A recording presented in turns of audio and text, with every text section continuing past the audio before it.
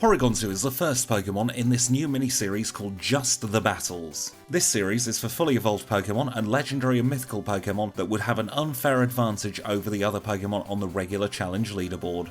These videos are a little bit shorter because I'll only show the battles of the rival, the gym leaders, the Elite Four, the champion, and Red. Everything else will get cut out. But don't worry about the other videos, they are going nowhere. And let's start with the rules of the challenge. Number 1, the timer will start after walking away from Professor Elm after receiving the challenge Pokemon. Number 2, only the challenge Pokemon may be used in battle. Number 3, no items in battle except balls to catch HM friends. Number 4, no evasion increasing TMs such as Double Team. Number 5, no intentional uses of glitches or exploits. Number 6, no rare candies until facing Red. Number 7, all Pokemon will be edited to have perfect EVs unless hidden power needs to be a specific type. And number 8, the timer may be paused for breaks in recording, but no inputs may be made when the timer is paused. So we've just received our starter Pokemon from Professor Elm, and I call it Quackers because it's a duck and that's the best nickname I could think of at the time. We get Professor Elm's phone number, we get told how to heal our Pokemon, and let's take a little look at the stats of our Quackers. Level 5 with 25 in HP, our moves are Tackle, Conversion and Conversion 2, we're holding a berry, our attack is 14, defense 15, special attack 17, special defense 16 and speed of 12. I'm happy with that Pokemon, I'm happy with the moveset, so let's get into the challenge. The first place we're going to is Violet City to face Falconer and his bird Pokemon. We learnt Psybeam en route to Falconer's gym and we use that to OHKO the Pidgey. Pidgeotto comes out and it takes 2 hits with Psybeam to knock out his Pidgeotto. That's badge 1 done. Let's go straight on to Bugsy. Bugsy leads with a Metapod and we use Psybeam even though it's not super effective so he can harden. That critical hit would have been nice on the first turn. Psybeam OHKOs the Kakuna and that just leaves the Scyther. Scyther misses his Fury Cutter, he hits on the second turn but it's 3 hits with Psybeam to knock him out. That's badge number 2 already got. It's time for the second rival fight, and I skipped the first rival fight because it is inconsequential in the game whether you win or lose. So rival 2 leads with a Ghastly and we use Psybeam to knock him out. His next Pokemon is Zubat and Psybeam does just as good a job on that. That leaves his Bayleaf. Bayleaf gets confused off Psybeam and uses Razor Leaf and hits critical hit but does barely any damage. The second Razor Leaf does nothing and we knock him out in 3 hits. That's rival 2 done and dusted. It's on to Whitney and her Miltank. So we go into the Ilex Forest and then we're in Goldenrod City. Whitney leads with Clefairy, we use a Swift to take it into the red HP and its Metronome uses Glare. I have always said I hate being paralysed and the one move it uses is Glare to paralyse me for the Miltank fight. And this is the first time we're seeing Conversion 2 in action. Conversion 2 is a really interesting move because it will change your Pokemon's type to a type that resists the last move that hits you. So at the moment we aren't actually a normal type, I believe we're a rock type and that's how we managed to negate Rollout's damage. So we've beaten Whitney, we're on to Rival 3. Rival 3 in the Burnt Tower is one of my least favourite rival fights in all of the game because of that Haunter being very quick, but in this instance we are fully evolved and we have knocked out the Haunter in 1 hit. We don't really have much for the Magnemite, so we get confused, but a couple of Swifts knocks it out. Out comes Zubat.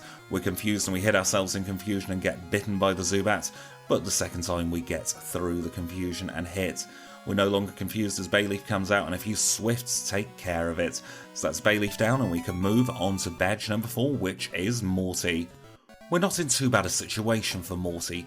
He is a ghost type leader and most of his moves won't be able to hit us. In fact, Curse and Dream Eater I believe are the only moves that will be able to hit us for direct damage or indirect damage in the case of Curse. We OHKO his Ghastly and out comes the Haunter. We OHKO the Haunter with a critical hit and Gengar's next. He sends us to sleep, which is exactly what I hoped wouldn't happen in this battle, and then he hits a critical hit, a second critical hit, and so I'm going to have to reset the battle because Dream Eater takes us out. Psybeam does take care of the Ghastly with no issue though, and Haunter's out for the second time. It turns out we didn't need a critical hit for the Haunter, and now it's on to the Gengar. Gengar uses Mean Look, which is perfect. We did get sent to sleep though, but hopefully this will be a short nap for Quackers. It was only a 1-turn nap, and we level up to level 29 to take care of the final Haunter. That's Morty taken care of. Let's move on to Chuck in Cyanwood City. Now normally being a normal type Pokemon would be a disadvantage for this, but we have Conversion 2. Conversion 2 converts us to the Steel type though, which is bad, but we end up being the Poison type, which is better because that resists fighting. He sends out Poliwrath and we take it down to half health with a Psybeam. Mind Reader is meaningless and we knock it out in 2 hits. Price is next, and he uses Ice-type Pokemon, and we have learnt Tri-Attack in the interim. Tri-Attack takes care of Seal in one hit. Dewgong goes down in a couple of Tri-Attacks, but does hit an Aurora Beam on us, and that just leaves Piloswine. Piloswine gets down to half health with a Tri-Attack, and the second Tri-Attack knocks him out. That's badge 6 done, on to badge 7 with Jasmine and her Steel-type Pokemon. She leads with the Magnemite, and we don't really have anything too great against them, so I'm going to have to do a little bit of finagling to figure out the best strategy for her Pokemon. We get paralysed from the Magnemite, which is terrible, and it's all downhill from here in this battle. There's not much we can do against Magnemite when we are paralysed. We get through the first one, the second one starts Sonic Booming us though, as we are confused. We manage to burn the second one, which does help, and we try attack it to knock it out, but we're only on 38 HP for the Steelix, and that's not going to be enough. Even all the recovers in the world couldn't save me here, and we get knocked out. So we'll try again a few resets later, and this time I use Conversion 2 straight off the bat and hold a Paralysed Cure Berry. I get converted to the Electric type, and I eventually get converted to the Ground type. That is important because we can no longer be paralysed by Thunder Wave. However, not being able to be Thunder Wave just means that Magnemite uses Supersonic instead, and we are confused. We manage to snap out of confusion for the second Magnemite and use a Tri-Attack. We get it down into the red health before it confuses us once more, so we're going to start spamming Recover. Recover's ostensibly like having a potion in move form, which means it is allowed, and it comes in so handy against these battles where we don't really have a type advantage because we can stall them out, and that's what we do against the Steelix. We've spammed Tri-Attack a few times to lower its health a little bit, but we're not really making many inroads, so I start to use Recover, and then I'll use Conversion 2 to make sure that we can resist those pesky Iron Tails. She's very good at hitting Iron Tail, even though it's a very low accuracy move. In fact, I don't think she's missed more than 1 or 2 so far. Psybeam does a little bit more damage, but I've got to try and be careful and preserve both PP and make sure she doesn't get into healing range too often. Unfortunately, we do get her into healing range here, and we're going to have to recover ourselves a few times. But Iron Tail will eventually run out of PP, and we can just start spamming Psybeam. We aren't in any risk of losing this battle because we've got plenty of PP in Recover, and it just means it's a very slow battle. You can see he's started to use Screech here, which is a sign that Iron Tail is out of PP, and that gives us the win. That is the 7th badge of 8 in the Johto region, and that means we can move on to rival number 4. The penultimate rival battle is in the Goldenrod Underground in the middle of the long and arduous Team Rocket section. Let's see how we do. He leads with Golbat, which is a free win for us because we can Psybeam it. Out comes the pesky Magnemite. It Thunder Waves but misses, thank goodness for that, and we knock it out in a couple of Tri-Attacks. Psybeam is perfect for Haunter, and we knock it out straight away. Sneasel comes out, uses a very weak Feint Attack, and then gets knocked out because it's a very big Glass Cannon, and his final Pokemon is Meganium. I was sort of hoping he'd be using Reflect here, because that's why I chose Meganium for him, because it's the bulkiest and the most defensive of all the Pokemon, but he was very easy in the end, and that lets us go to Claire. Claire is the final gym, and she is a Dragon-type leader. We use Tri-Attack against the Dragonair to knock it out in one hit. Out comes the second Dragonair, and it's the same story. It doesn't look like we're getting paralysed this time. Third Dragonair's out and goes down to a single Tri-Attack too, but I didn't manage my PP well, and I only have 1 Tri-Attack left for the Kingdra. We get the burn off it, which takes it into healing range, so we're going to have to spam Psybeam a little bit. It's not going to take too much longer because of the burn as well, and we knock it out very quickly. Leader Claire is defeated. Let's move on to the final rival fight, Rival 5. We use Tri-Attack to take care of the Sneasel in one hit. Out comes Golbat, and we have Psybeam to take care of that in one hit. His pesky Magneton is next, and we still don't have anything decent against Steel types, so we're just going to have to hope that we can knock it out in a couple of hits, which is exactly what we do with Tri-Attack. Psybeam comes out for Haunter, and his next Pokemon is Kadabra. Kadabra goes down to a single Tri-Attack. That just leaves Meganium. Is Meganium going to put up a better fight this time? No, because it gets frozen solid and we knock him out. That's the end of the rival battles for this game.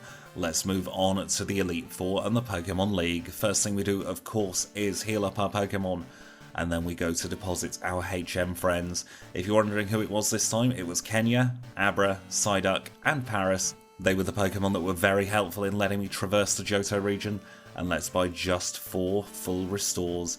That should be all we need. And let's now take a look at our stats going into the league. We're level 50 with 174 HP. We're holding the pink bow. We've got Tri-Attack, Recover, Conversion 2 and Psybeam. 116 attack, 127 defense, 140 special attack, 130 special defense and 96 speed. First on the chopping block is Will. Let's see how we can do with Will. He leads with a Xatu, and we use Tri-Attack against it to almost knock it out, but not quite, which means we get confused. We hurt ourselves in confusion, but we aren't really going to be at any risk of being knocked out by any of his Pokemon because we have Recover up our sleeve. We knock out the Jinx in one Tri-Attack, and out comes Exeggutor. We're confused and hurt ourselves in confusion, and he sets up a Reflect. That's quite annoying, but we do manage to freeze the Exeggutor as a little bit of revenge, and a couple more Tri-Attacks takes him down. Slowbro's going to be slow because he is very, very bulky, but we get a critical hit to hit through the Reflect. Final Pokemon is Xatu, and at the start it's a carbon copy of the original Xatu, but this time he uses a Max Potion. We'd run out of Tri-Attack, so we're going to have to stall with Psybeam and Recover. We eventually knock it out, and we can move on to Koga. Koga should be easy because we have Psybeam for most of his Psychic Pokemon. The first one goes down in a single hit. Venomoth's next, and it doesn't go down to a single Psybeam even though it's super effective, so we have to use 2 turns on the Venomoth, and his next Pokemon is Fortress. Fortress is very annoying because it's bulky and we don't really have anything to hit it with, so I use a Tri-Attack to try and get a status condition, but it doesn't work and I run out of PP entirely on Tri-Attack now. So we're just going to have to Psybeam away. We eventually knock it out, and that leads us on to Muck. Muck is a very bulky Pokemon as well, but he uses Acid Armor to raise his physical defense, which means we can go on to the Crobat. We get badly poisoned by Crobat. He used a double team, so we're missing a little bit more than I'd like to. He uses another double team, but we've managed to hit through and get through that battle with relative ease. Bruno's next, and he leads with a Hitmontop. We use Psybeam to take it down into the red, and this is where I really wish I had Stab for my Psychic type moves, because we can't knock anything out in one hit with Psybeam at the moment, and that's going to prolong this battle. We get onto the Hitmonlee, it uses Double Kick, and that gives us an opportunity to convert into the Bug type. His High Jump Kick misses and does minimal recoil damage, and then we knock out the Hitmonlee. Hitmonchan comes out, but this has Fire Punch. Fire Punch is super effective against us, and he hits through confusion to hit us with it. We transform into the Rock type, which isn't a really good move thinking about it. Rock type against Fighting type, I can see the error of my ways there. An Earthquake does huge damage from the Onix. We get down to 2 HP, so we're going to have to use Recover and then use Conversion. We convert into the Grass type, which is great because that now resists Earthquake and does neutral damage for Rock Slide. We knock out the Onix, and his final Pokemon is Machamp. We get a critical hit, and that is Bruno done. Karen's next, and she leads with Umbreon that loves to use Sand Attack. We're going to Tri-Attack off on it, and I was hoping to paralyze it, but she hits a Sand Attack, and that means we're lowered accuracy for the rest of this battle. Vileplume gets locked into Petal Dance, and we cannot hit for love nor money. We convert into the Flying type to try and make sure it doesn't hit us too hard, and then we start Tri-Attacking us, but we get paralysed by Stun Spore. This battle is going all kinds of wrong. Gengar comes out, it outspeeds us, uses Curse, puts us on a clock, and I think let's just retry the battle. We're back on Umbreon, we use Return this time. It uses Feint Attack, so we are at full accuracy for the rest of this battle. This should now be an awful lot easier. Psybeam gets a critical hit on the Vileplume to make sure we don't get paralysed. Gengar still outspeeds us and puts us on the clock, but we are almost full HP. Out comes Murkrow, Return makes light work of the Murkrow, and we knock it out in one. And her final Pokemon is Houndoom. We make very light work of the Houndoom, taking it down in just one hit. That leaves us with Lance, the Flying type trainer who masquerades as a Dragon type trainer. I've replaced Psybeam with Icy Wind because Icy Wind will be 4 times effective against 3 of his Pokemon. He leads with Gyarados, and I use Return to take it into the red. Rain Dance happens, and then I use another Return to knock out Gyarados. His next Pokemon is Dragonite. I use Icy Wind and take it out in one critical hit. His next Pokemon is also a Dragonite. We use Icy Wind, and we knock it out in another critical hit. Carbon copies of each other. Aerodactyl comes out next. He uses Hyper Beam to do negligible damage, and we miss an Icy Wind. I convert into the Ghost type to make sure that Aerodactyl can't hit with another Hyper Beam, and Icy Wind takes him down in 2. His next Pokemon is Charizard. I decided to use Return instead of Icy Wind because they're both neutral damage and we get a little bit more damage out of Return, so we take him into the yellow and knock him out with a second Return, and his last Pokemon is Dragonite. Dragonite doesn't go down in a single hit and uses Outrage, but it's not enough to save him, and we have beaten Lance, and we are the league champions. So Porygon2 has got through the first half of the game in a time of just over an hour and 60 minutes with 7 resets. That's a little bit worse than I hoped it would be, but still not a terrible performance from the Digital Duck. And our official league time going into the Hall of Fame is 1 hour 16 minutes and 14 seconds. Kanto's next. And our first battle in the Kanto region is against Erica. She leads with a Tangela and we still have Icy Wind to take care of that, and it goes down in a single hit. Her next Pokemon is Jumpluff, and Jumpluff is 4 times weak to Icy Wind, but we miss our first hit. We hit on the second turn though, and that leads us to Victory Bell. Victory Bell goes down in a single Icy Wind, and her last Pokemon is Blossom. Blossom goes down in a couple of Icy Winds, but we do get Leech Seeded along the way. That's Erica down, 1 of 8 badges in the Kanto region. Let's move on to Misty. Her first Pokemon is Golduck, and we use a Return to knock it out in 1 hit. Quagsire is next, and Return does just as good a job on that as with the Golduck. Lapras is her third Pokemon, and we knock it out with a critical hit, so no danger of Perish Song here. And her final Pokemon is Starmie, that goes down in a single return. Normal type is so overpowered in Generation 2. Stab Return is such a good move. We grow to level 50 off Sabrina's Espeon, and she sends out Mr. Mime. Mr. Mime cannot survive another return, and we go on to the Alakazam. Alakazam gets knocked out in 1, and that is Sabrina down. Let's move straight on to Lieutenant Surge. Lieutenant Surge leads with a Raichu, and we've got just the return for that Pokemon. Because Return is such a powerful move, it's a little bit like Deja Vu with all these battles at the moment. We're just hitting Return over and over again, even on Steel-type Pokemon like Magneton. And we managed to hit through Magneton's double team to knock it out. Electrode comes out, Return takes care of it in 1 hit, and the final Pokemon is Electabuzz. Electabuzz goes down in a single return, and we can move on to Brock. Brock is a Rock-type leader, so this could be a little bit trickier, but Icy Wind makes light work of his Graveler because it's also Ground-type. Rock Ground is also the typing of Rhyhorn, and that goes down in a single hit. Armorstar's next, and I forget my type chart for a second here and use Icy Wind because I thought that Rock was weak to Ice instead of Ground. But that doesn't matter, Armorstar stalls us for a little bit, but Return makes light work of him in the end. Onix is next, and we go back to the Icy Wind for Onix because he is a ground type and weak to ice. Kabutops is next, and even though it resists our return, we do over half, and that lets us knock it out in 2. We're going to move straight onto Blaine and his 3 fire-type Pokemon, and the first one is Magcargo. Magcargo puts up a little bit of resistance this time, and I decide to use Icy Wind because its special defense is much lower than its physical defense. So both of them not being very effective doesn't make much of a difference, and I actually have to recover on the Magcargo. That's the first time Magcargo has been tricky. Out comes Magmar though, and it's back to business as usual as we spam Return against Magcargo and Rapidash to take the victory off Blaine. Badge number 7 in the Kanto region belongs to Janine, and she leads with a Crobat. We no longer have a Psychic type move for the Poison type Pokemon, so we're going to have to spam Return. She doesn't have anything that's Rock or Steel type though, so this shouldn't be an issue whatsoever. And in fact, her first 3 Pokemon go down in 1 hit, as does her 4th, and her final Pokemon is Venomoth. She doesn't use a die hit, and that doesn't prolong the battle, and we have knocked her out to get our 15th badge. Final badge belongs to Blue, and he leads with a Pidgeot. Return does a lot of damage on Pidgeot, but not quite enough to knock it out, so it's a 2 hit on the Pidgeot. Out comes Alakazam, and Alakazam isn't the strongest defensively, but does hit quite hard with his Psychic type moves. Rhydon's next, and Icy Wind doesn't quite knock it out. It takes it deep into the red, and this is where I wish I had Stab again. He sets up Sandstorm, which is very annoying for the rest of the battle, and I'm going to have to play this a little bit more carefully. I use Return on the Gyarados, hoping he would use Rain Dance, but he doesn't. He uses Twister, which means we're going to have to spend a couple of turns healing. He uses a Full Restore, I use Recover, and we are both back in the green. The Sandstorm still rages on, so I use Recover once more, and he uses Rain Dance. That is so handy for me because it means we're not going to take damage at the end of each turn, and he can spam the Full Restores as much as he likes now because he has done me a favour.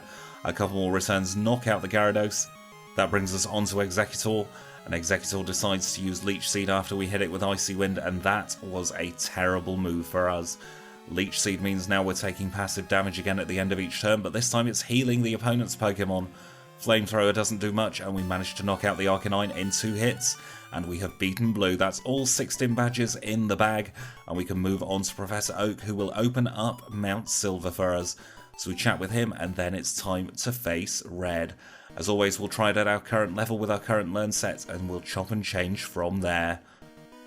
We don't outspeed the Pikachu, which is really bad, and Charm lowers our physical attack.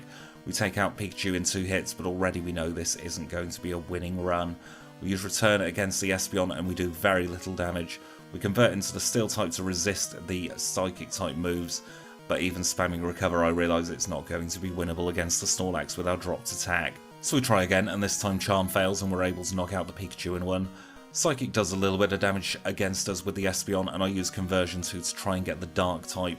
We get the Psychic type instead, which is almost but not quite as good, so we spam Recover for a couple of turns. Psychic is doing quite big damage even now that we are Psychic type ourselves, but we knock out Espeon with a couple of returns. Out comes the Snorlax. Snorlax is a dangerous Pokemon because it can paralyze us, and that's what I'm worried about. Body Slam hits to take us down to 69 HP, we get down to 30 when we convert into the Rock type and we get knocked out. So we try again. We're against a Pikachu at level 67, it uses Thunder and we knock it out in one single return. Out comes Espeon. Espeon uses Reflect to raise its physical defense, and that just means we're going to be prolonging this battle.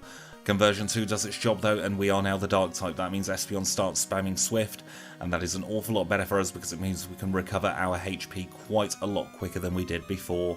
We take out the Espeon and out comes Snorlax. Now we're hoping to get a Ghost type Conversion 2 off the Snorlax. That would be brilliant for us. We don't get paralysed with the Body Slam, we convert into the Steel type and he uses Rest. While Snorlax is having a nap, I'm going to start spamming Conversion 2. We're looking for the Ghost type because then Snorlax cannot hit us at all. We get the Ghost type and Body Slam misses, that also means we cannot get paralysed off this Snorlax, and this battle has become an awful lot easier. It's just about chipping away at this Snorlax's health until it stops going to sleep. Snorlax takes its second nap of the battle and we start spamming Return. Return is our best move against the Snorlax even though it's doing minimal damage, and we get a lucky critical hit to move on to the Venusaur. Venusaur comes out and uses Sunny Day, that means it's going to start setting up for Solar Beams. We use an Icy Wind and a Return, and then Solar Beam hits us for relatively big damage. I use Conversion 2 to end up being Flying type, and that saves our bacon there, and we can start to use Recover again. Even though we now resist Solar Beam, it is still managing to do a fair bit of damage because it doesn't have a charging time. But we are able to recover our HP because of Recover and knock out the Venusaur. Blastoise comes out, and because we're currently Grass type, it means he's going to prefer using Blizzard. He uses Rain Dance on the first move and we can chip away a little bit with Return. Blizzard hits us, so we're going to have to use Conversion 2 to change it into a type that resists it. So we're now Steel type. We've gone through about 18 different types so far this battle, and we start using Recover. Because of the rain, Surf is doing quite big damage, so I use Conversion 2 fishing for the Water type. Instead we get Dragon, and that means Blizzard hits us for very big damage. Blizzard misses on the next turn and we convert into Steel type before eventually converting into the Water type.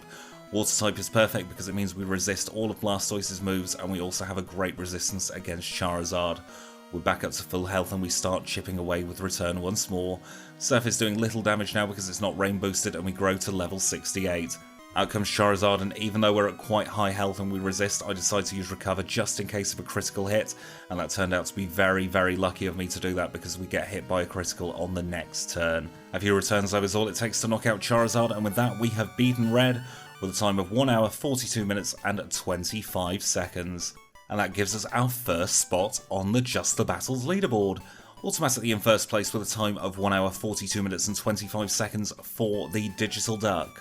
And Porygon2 was requested by Kyle Lundgren, so thank you for your suggestion, and I hope I did you proud with this video.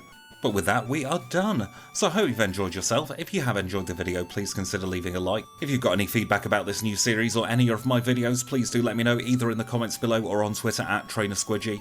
And if you've really enjoyed yourself, please consider subscribing. In the meantime, I will say thank you for watching, and I'll see you all very soon.